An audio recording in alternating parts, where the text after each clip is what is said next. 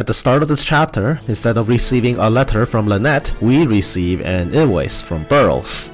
We have the option to pay a handsome amount of money to actually equip Burroughs with a ballista. Turning down this offer will of course cause Burroughs to join us with an empty inventory instead. Burroughs is our only playable ballistician unit. Ballistas in Berwick Saga are notoriously clunky. They have 2 movement, cannot cross special terrain, are highly inaccurate and must stay still to fire, and only possess a 90-degree firing arc, requiring them to spend a turn to rotate if they must hit somewhere else. Burroughs' attempt to mend these shortcomings are also laughably insufficient. Hurry will up his movement from a puny 2 to a measly 3, and while Battlecry can offset the accuracy issues, it will take an ungodly amount of time to set up for a single shot. Even despite all that, a playable unit with an attack range of 7 tiles is still very good, and you will no doubt find some situations where a ballista of our own will do wonders. Back to the story. Despite our best efforts to rescue the ballisticians, Fort Remagen has fallen to the Empire, putting them a stone's throw away from Navarone. In this desperate time, we have but one course of action left to us: destroy the Remagen Bridge to stall the Empire's advance. Though this will halt the Empire for a while, we lack the manpower and expertise to do so ourselves. Fortunately, Duke Roswick's engineers stationed at Fort Remagen were taken prisoner, and the recent siege on the town has left the Empire weary, giving us the perfect opening to infiltrate and free the engineers to do some demolition work. So begins Chapter 9 Main, Breaking Bridges. Objective: have Reese speak with the head engineer. This map contains a ludicrous number of side objectives, and we will need to take some time to go over all of them. We can start by discussing the Imperial Spear side quest. We simply need to get 3 Imperial Spears for the Atelier. We have played over 20 maps by now, and it is entirely likely that we already have 3 Imperial Spears from our previous capturing escapades, since it is such a common weapon. Meaning we don't have to do any extra work here, technically. If you somehow have none though, there are exactly 3 enemies on this map that hold an Imperial Spear. 2 of the 3 enemies will drop it on death, but the 3rd, guarding the treasure chest in the fort, must be captured for his spear or have it be stolen off him. Now let's talk about character-specific events, which involve Axel, Esteban, and a permanently recruited Arthur. Axel and Esteban can be permanently recruited here, but to do so, both of them must have 5 happiness prior to this chapter. You can tell that Axel has met it if he has seen his town story before accepting the mission, and Esteban's recruitment can be confirmed after you clear this map. We will save Esteban's recruitment for a bit later as it is somewhat convoluted, but we will begin with Axel. At the western side of the map, just a bit north of where we started, is a house that only Axel can visit.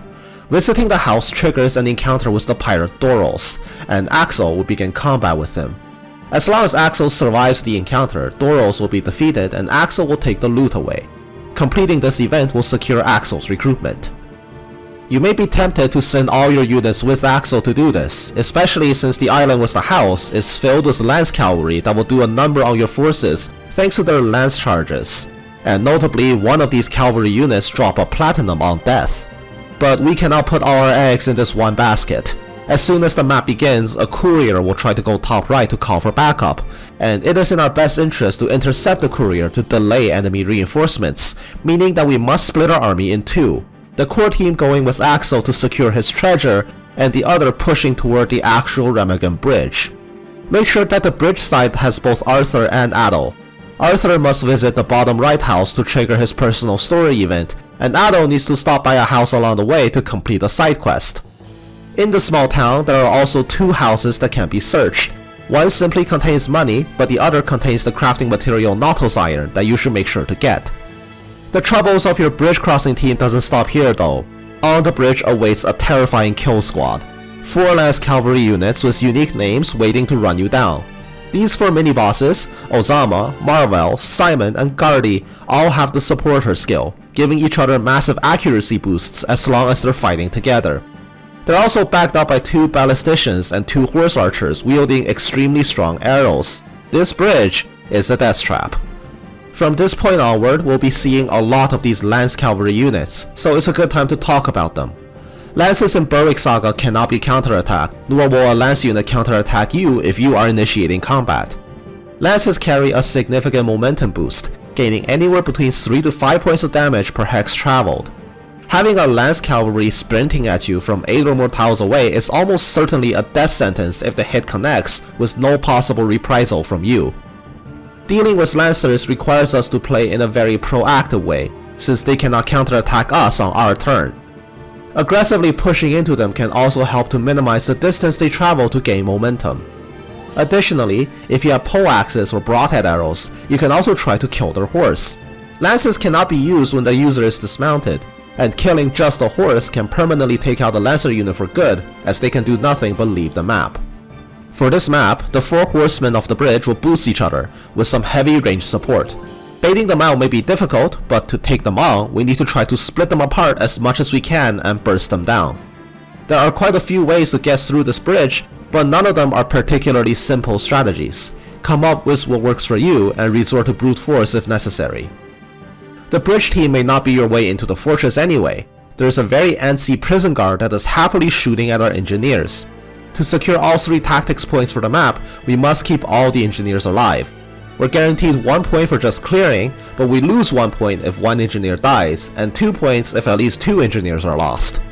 Fortunately, the prison guard does minimal damage and isn't too accurate, and will also cycle between shooting all the engineers instead of focusing on just 1 target, since the prisoners shuffle around so much. The fact that the prisoners are being shot at though, does impose a soft time limit on the map. With that in mind, it is in our best interest to take a shortcut. Just north of the house where Axel triggers his encounter, you can cross over using either Axel or Laurentia to access the drawbridge controls and get us to the door instantly. The one catch being the unit guarding the controls, a crossbowman equipped with a Chukonu and a quiver of sleep arrows. This unit also has counter, which means attacking him point blank will draw retaliation fire, potentially deadly retaliation at that. Whittle him down at range before going in for the kill, but beware of the race priest that will top him up with Darkmend. Lower the bridge afterward and you'll have a clear path to the fort. It's time to mention the cutscene on turn 2, which spawns in the unit Sophie as an enemy on the map. You might remember her from the end of chapter 6 where she was involved in the post-map event with Esteban. As soon as the outer door falls, Sophie's AI will activate and she will ride out and participate in battle. Her damage output is frightening. The Pascanian may be a bow that can backfire, but it will only fail her 20% of the time given her 30 bow rank. Combined with high power arrows, she will output a ridiculous amount of damage. It is impossible to capture her due to robust, which means we must defeat her. If her HP reaches 0, a cutscene will play where we will take her captive. Alternatively, if Esteban is deployed, you may have him attack her, where a conversation will play instead that ends in her surrender, removing her from the map instantly. Either way you do this, Esteban will be permanently recruited following this if he has 5 or more happiness. Note that since all you have to do is defeat Sophie, you don't necessarily have to deploy Esteban on this map, even for his recruitment, but taking him along will neutralize the threat a lot faster. Now that you are inside the fort, you can even save the engineers by killing the archer from over the fortress wall.